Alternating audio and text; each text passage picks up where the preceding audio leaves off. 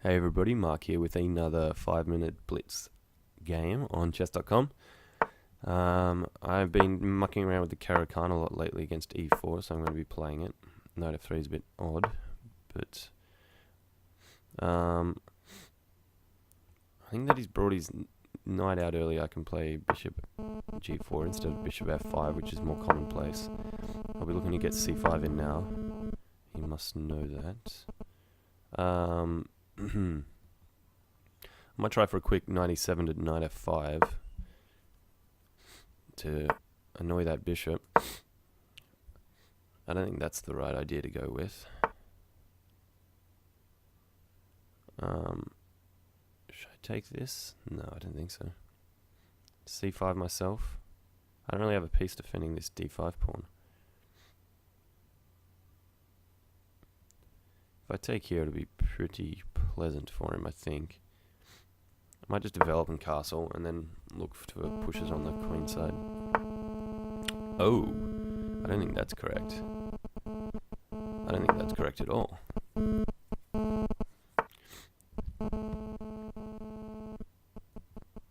No, I don't think that's correct at all. I'm just going to castle quickly, though. I can play b takes c5 and then play... Let's get rid of his dark squared bishop. And then attack these dark squared weaknesses, such as this knight. Excuse me. Such as this pawn. How do I get... Yeah, I want a knight. No, I want a knight here. How would one make that happen? Let's... Sure, I can take and then check, but what does that really achieve? Not a lot, I dare say. Let me think.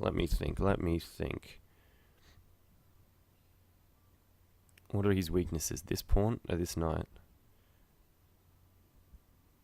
I don't really like my queen's position, to be honest.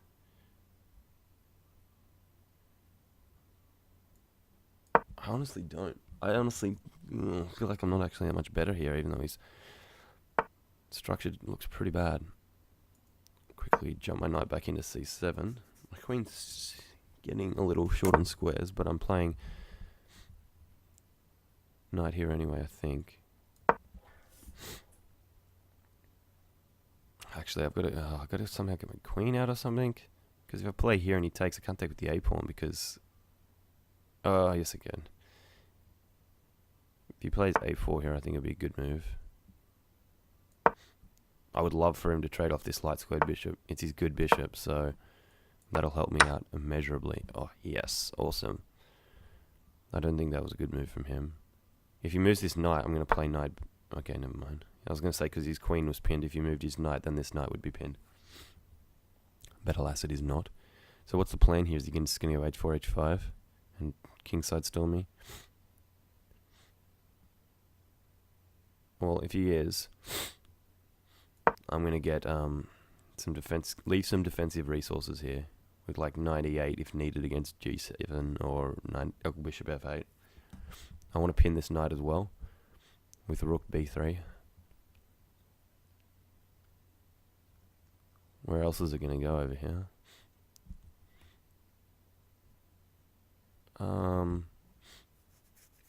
My dark squared bishop is technically my good bishop, but with this big central structure, I don't think it's that great. I'm going to definitely need it to play on the flanks or be quite a defensive piece for the moment.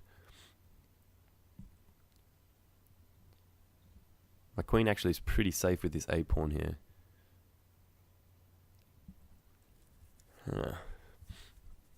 It's blocking any rook's access to my queen. Alright, let's pin that knight. And then play rook b8. I can attack it again, which I will. It's attacked 3 times now, only defended twice. Defended 4 times now. What should we do here? Should we just grab this pawn? I think if I grab that pawn with my knight, then one of the rooks over here is annoying for my queen. Perhaps I just grab with my rook. Yeah, Yeah. He still can't move this knight. He has to move his queen away, but if he moves his queen away, unless he... That's... yeah, I guess that's the only square he can really move it to, can't he? I think I'm just going to take it now. Though my knight is a monster. I'll wait for him to take me, yeah. Because then I can take with my A pawn and I'll have full control of the A file. Perhaps I should bust open this king side a little bit. Should I take with my bishop? No. I want to get my king to F7 perhaps. Bishop F8, bishop H6. Work on this diagonal. His queen and rook are lined up, so wouldn't be bad if he ever tries to push and gain some counterplay through the center. Or maybe I can do that without playing king F7. I think king F7 might become a bit weak because he can check me on H7 and stuff later, and I don't need to play unless he attacks one of these pawns. No, it would be a good defender of the E and G pawns though, I guess. That's just dropping material, isn't it? This pawn's just hanging. This knight's just hanging, rather. I missed that.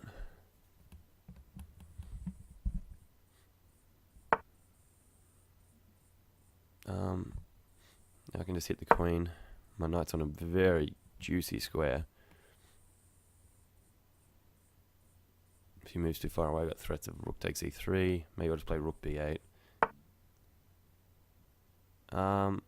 Perhaps I just want to play knight g5 here.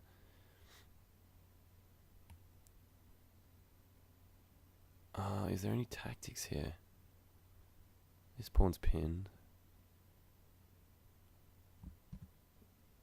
I think I want to... no, I think it's fine for now. I'm just going to play rook b8. I can't see... this pawn is hanging. Yeah, I'll jump here. I don't like being on the same file as this queen, but I guess I got rook h8 as well. I don't like the idea of him getting the b file though. Okay, he's not going for it. I got enough defenders on that. That's fine. Rook h8, attacking the knight. The knight's only got one square here. And now I can hit his queen. I still have enough defenders on the f6 pawn. My bishop's here doing a good job. Now I'm hitting this h pawn twice. I've got rook takes h3, and then I've got a big pile up on e3. This rook is loose. Queen a4 ideas. I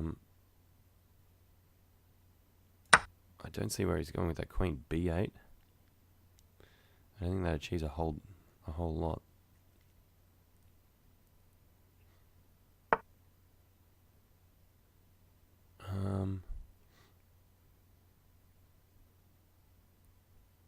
What do I want to do? I got 30 seconds. Oh my goodness.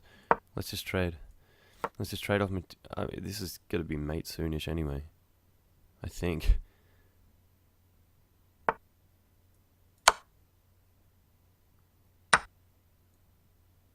Got my queen in.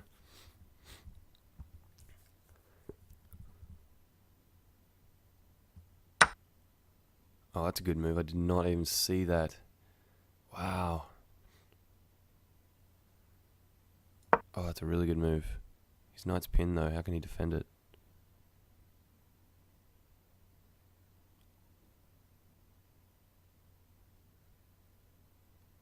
If rook blocks, then I just take the rook and then take the queen.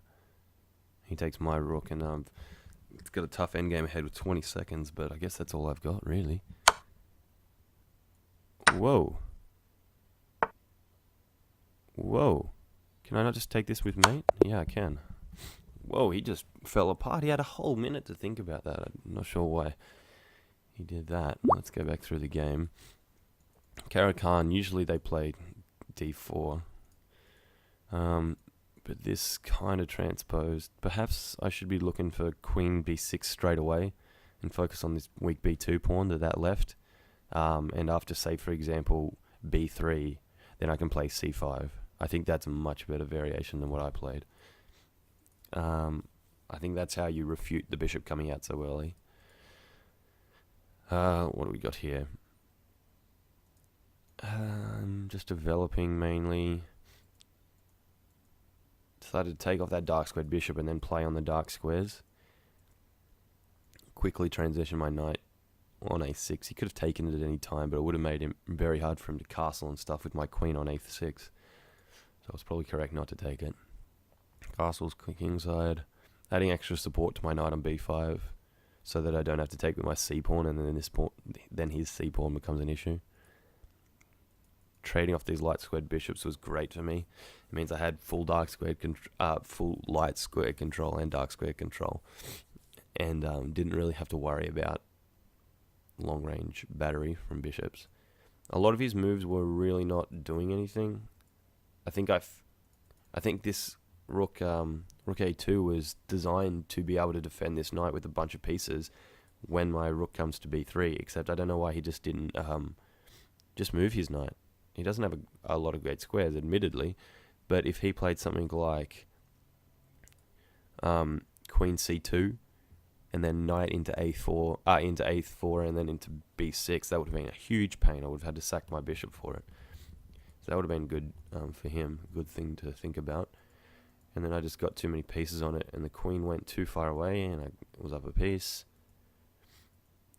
Won another pawn, and I totally missed the fact that my knight was hanging.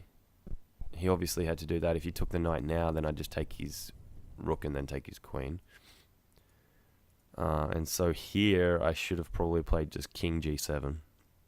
King g7, and I have a very lasting advantage. Fortunately, he blundered twice. I mean, I still think, say for example, he's got to defend that knight, right? Otherwise he's getting mated. So king h2 and stuff doesn't work because I just take it with mate. So I think he should have played rook f2, but then I was just was there a better variation for me than taking?